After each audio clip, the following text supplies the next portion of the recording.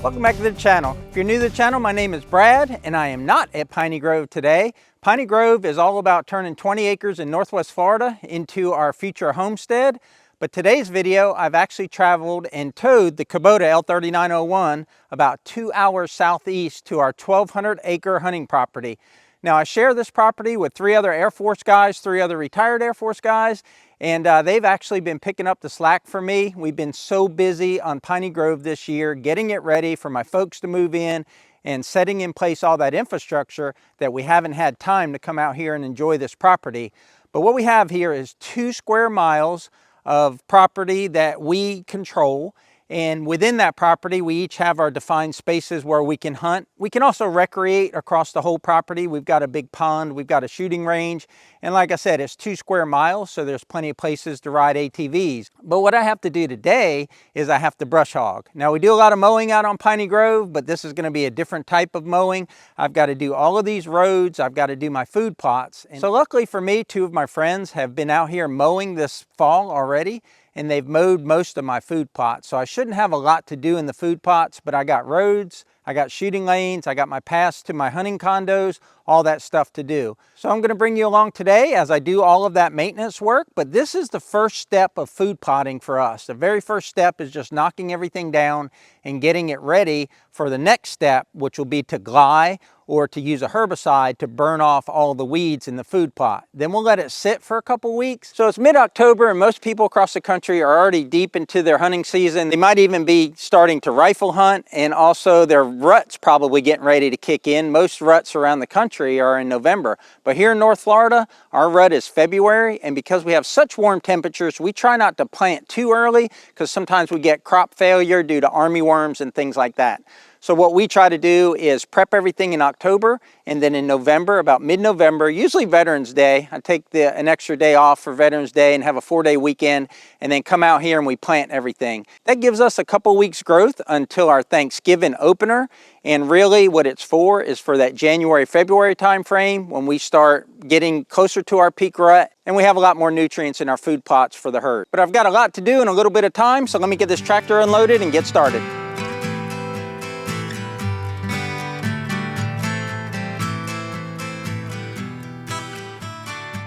Okay, I've been at it for a couple hours. I did a couple miles of road, and I also did a 3-acre food plot. One of the guys has been keeping that food plot cut down, but it's Florida and things grow quickly.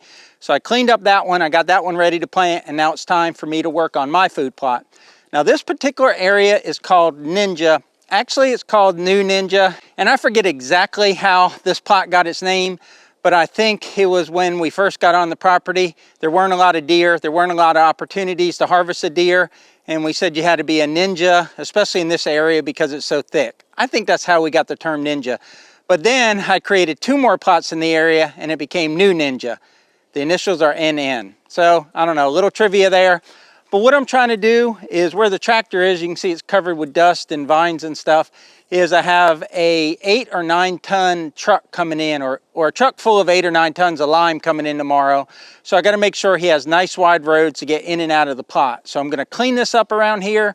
I don't want to actually mow this plot because I want to spray it. So I don't want to set back the grass that's growing in there. I want that grass to be actively growing so that when I hit it with gly, it'll burn it off good. So I'm just going to go around the edges here, make sure I have good clear shooting lanes and good clear sight lanes, because I not only come out here to hunt deer and to harvest them, but I also like to watch deer. So I like to have as long and as clear a sight line as I can across the plot and throughout the woods here. I've already done my major trail that's behind the hunting condo, and that lets me see before the deer actually approach the plot.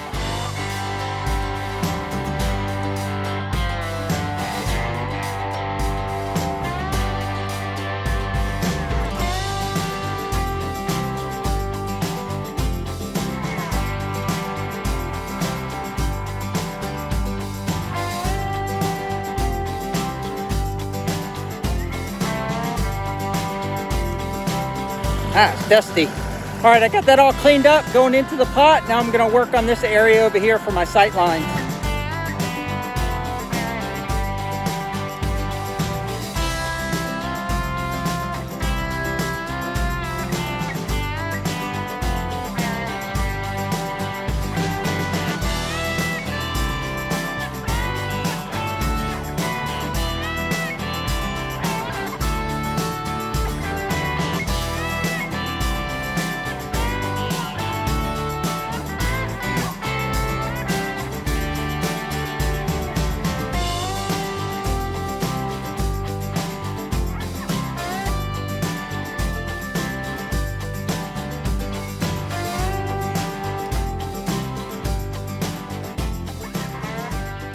Okay, I just got back out of the woods. I cut a whole bunch of trails back there. I used to keep that mowed perfectly, but over the years, as these pine trees have grown and the brush has gotten thicker and thicker, it's become almost impossible to brush hog back there. But I cut a couple of trails back between those pines behind me so that I can track deer in the event I don't drop them in the plot. I can track them, and it's easier when it's not, you know, thick stuff up to your neck. But the tractor's pretty dirty, so I'm gonna give the tractor a break here. I'm gonna blow it off, just kind of inspect it because I've been in some thick woods, make sure everything's good. I didn't pop any lines off or anything, and grease the brush hog and get back at it. The brush hog's just got 2 feet of that on it.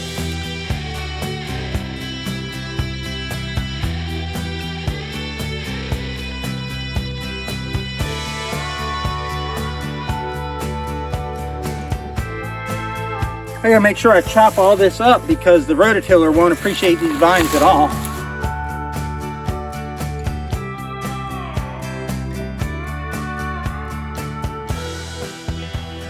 This may seem like a lot of work, and it is. There's no denying that.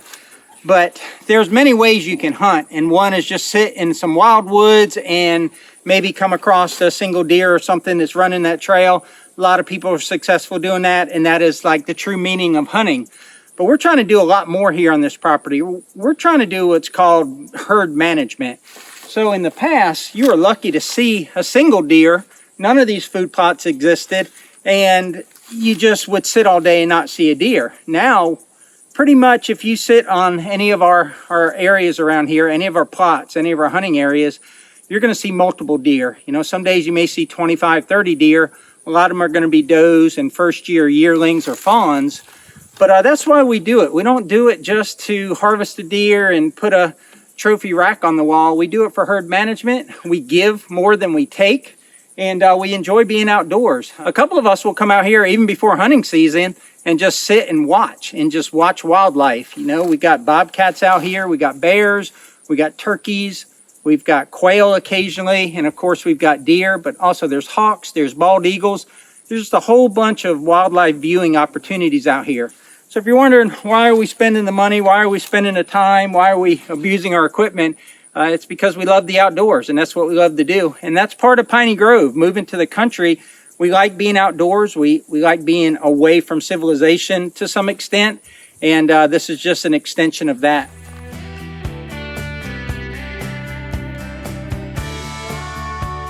It may not seem like much, but those of you that are hunters know that just this one vine can be the difference between a clear shot and a non-shot. Vines grow quick. I had all this cleared out last year.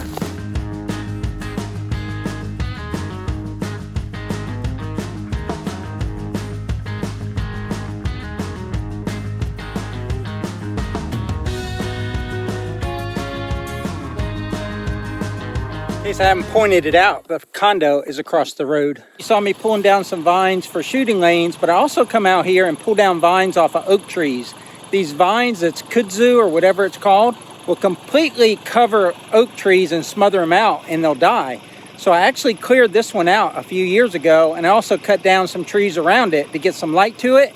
And in just 3 or 4 years, this thing's producing acorns. Now, it's still a little tree. Here in Florida, we don't have a lot of oaks, or at least here on this 1,200 acres, there's not a lot of oaks. It's all planted pines, as you can see around me. But let me show you how many acorns this little tree put out, and the deer tracks are all under this little tree. So you can see the caps where all the acorns have fallen, and there's actually an acorn right there. So that's a good size acorn right there. And here's the little tree. I still see some acorns up in the top. So it's about 20 foot tall and completely surrounded by pines, but it's producing several hundred acorns. And right now, that's a real good food source for the deer. And deer will eat acorns over anything else, over corn, over a green, lush plot. You know, whether there's rye or clover or whatever might be in it, deer will flock to acorns. They will leave a soybean field for acorns. And those of you that know deer know they love soybeans. So in the beginning of this video, I said I wasn't going to mow this plot, but the more I kept, mowing around the edges, I saw there was a lot of thatch from where my friend had mowed it, and that thatch will bind up the rototiller. So I called an audible, and I decided to go ahead and mow the whole thing. So I've got that side mowed.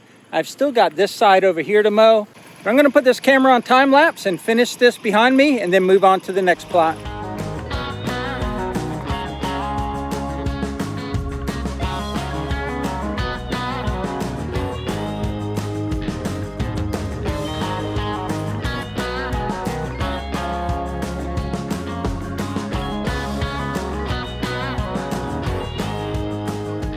feel a lot better about that now. I not only chopped up that straw that was there that might bind up the tiller, but I also took some of that green grass and that's chopped up. That'll, you know, decay and become part of the organic matter. But I'm getting lime tomorrow, so now the lime will have a better chance of getting closer to the ground rather than being suspended by the grass and everything. It will be okay, it would still be on the plot, but it'd be better if it gets closer to the ground so that when I till it, makes less dust and hopefully incorporates in the soil better. All right guys, this plot area is done. Off camera, I did another 1 acre, which is back that way. And that condo can see that 1 acre plot and also the 1 acre plot that you saw me mowing in. But this area, New Ninja, is done. Now off to T-cell or thermocell. We'll explain that later. All right guys, through the magic of editing, I'm 1 mile away and at T-cell. And the reason that we call it T-cell is T-cell is short for thermocell. And when you're hunting, there's this little device that is like butane powered or something, and it burns a little wafer and it keeps the mosquitoes away. And this area is always wet and always full of mosquitoes. The ditches are full. It's real wetlands on the back side of the plot, and there's always tons of mosquitoes. Like if it's warm during hunting season, you've got to wear like a net because the mosquitoes are so bad. And I've been out here for about 4 or 5 hours brush hogging, and I haven't really seen a mosquito or heard one, felt one, anything. I did have one dog fly that tried to bite me, but no sooner did I get to T-cell than like this pterodactyl-sized mosquito was buzzing around my head. So I know they're here, but the good thing is my friend did me a solid. I don't have a lot to mow here. I'm gonna hit this about mile stretch of road, knock that down so that's not putting grass and stuff all over our trucks when we're driving down here. And then I'm gonna clean up what he didn't get done in the plot. He couldn't get it all done because he busted all of the shear bolts that he had for his brush hog. I've got quite a few stumps in my plot, and I know where everyone is, all 10 of them or so, but he doesn't. And oh yeah, before I forget, when I was doing that 2nd acre over at New Ninja, when I went into the plot, there was a pair of white-tailed fawns in there that were feeding on some chicory or something left in the plot, and then they ran off. And that's one thing that we're real excited about out here on the property, is that we didn't have every doe every year that would have a fawn because there just wasn't nutrition out here. There wasn't enough nutrition out here for that. And nature will kind of cut back on the fawns when there's not enough nutrition. So in order for a doe to have twins or triplets, she's got to sense, or her body has to sense, that there's enough nutrition. And that's a true fact. You can look it up. We've never had triplets out here, but we're getting more and more twins. I think we had 2 sets of twins last year. I've got a picture out on Instagram where there's a set of twins from this property posted there, and then I just saw those twins, and they're far away from when the other ones were captured on camera. So I'm thinking we got at least 2 twins, so that's 4 fawns right there. You know, we usually average 6 fawns or so, maybe a few more, and we only take anywhere from 6 to 9 deer off the property, so we self-generate enough deer to replenish what we harvest. It's important to us to put in good food plots so that we get that nutrition into the bodies of the deer so they continue to have twins and hopefully triplets in the future. And if you're liking this video so far, now would be a real good time to click that like button.